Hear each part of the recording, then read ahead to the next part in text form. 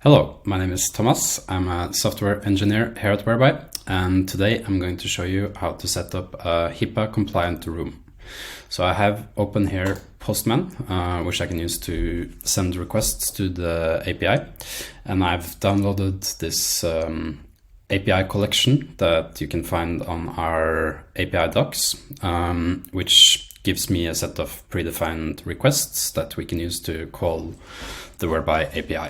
So I'm going to use this create room with host name URL as a template and create a HIPAA compliant room using this. So to create a HIPAA compliant room, there's some parameters that we need to tweak. We need to make sure that the room is locked. So we're going to set this to true. We need to make sure that the room name pattern is an unique ID. So this can be set to what's here, UID. And we need to make sure that the room mode is normal. This ensures that the communication is encrypted and there can only be 4 participants in the call. Other than that, we can also send in some preferences by putting this object, room preferences.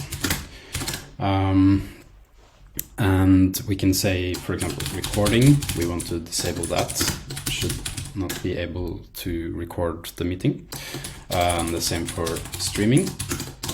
And by default now, this room is HIPAA compliant, but if you want to customize it more, you can tweak some of the other parameters that we have or preferences. For example, you can disable chat by sending in chat equals false. The request is now ready, so I'm going to send it, and you can see that we get this response back. We have the preferences that we set up. We have 2 different URLs. We have the room URL, which is the normal URL that you will send to the participants. And then we have the host room URL that you can use to get host privileges in the room. So we're going to open the host room URL and join the meeting. To ensure that this is HIPAA compliant, we need to also add a parameter in the request in the query here, which is called analytics off. This is to ensure that we don't do any tracking.